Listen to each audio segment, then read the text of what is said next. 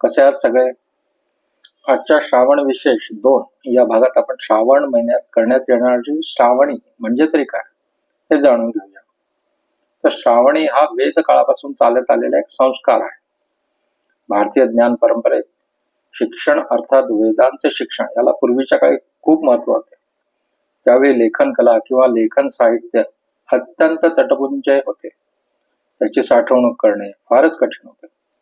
त्यावेळी मौखिक म्हणजे तोंडी पाठांतराला फार महत्व होतं, कारण यामुळेच हे वेद, ही पुराणे यांचे ज्ञान इतके हजारो वर्षापासून परंपरेने एका पिढीने दुसऱ्या पिढीकडे स्थानांतरित केले गेले.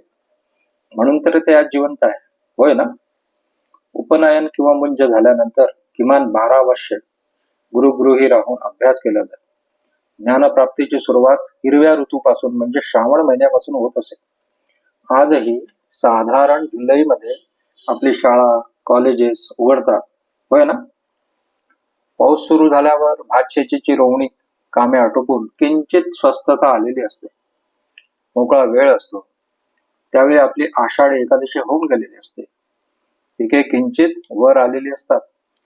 श्रावणात घरात राहून स्वतः, परिवारासह आणि शेजाऱ्यांसह विविध व्रत वैकल्ये, सण उत्सवाचा आनंद घ्यावा अशीच व्यवस्था आपल्या पूर्वजांनी करून ठेवली आहे. कारण पाऊस भरपूर असल्याने या काळात व्यापार कमी असतो. मैदाने चिखलाने भरली असल्याने आवागमन कमी होते.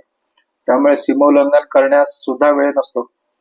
त्यामुळे सगळा कालखंड हा असा आपल्या घरात, आपल्या परिवारासह, आपल्या शेजाऱ्यांसह राहून ही अशी सण, व्रत, वैकल्ये आपण साजरी करत आलो आहोत. श्रावणी म्हणजे ऋषी तर्पण. ऋषी हे द्रष्टा म्हणून त्यांचे स्मरण करणे हे आलेच. यात 6 कर्मे सांगितली आहेत. ती अशी: तीर्थ आवाहन, हेमाद्री संकल्प, दशस्नान, जानवे बदलणे, पितरांचे स्मरण अर्थात तर्पण, अर्घ्यदान, गायत्री देवतेचे पूजन. अशा सर्व विविध आपल्या पूजनांना यज्ञाची जोड दिली आहे.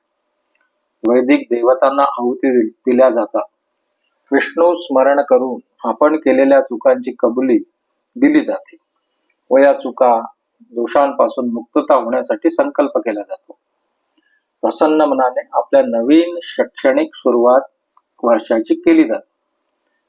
गतम पापम गतम दुःखम गतम दारिद्र्य मेवच आगता सुख संपत्ती पुण्याश्च तव दर्शना.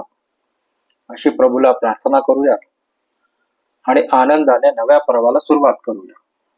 हा श्रावण किंवा श्रावणी या विधींचा थोडक्यात आशय हा याप्रमाणे होता. आपल्याला हा भाग कसा वाटला जरूर कळवा.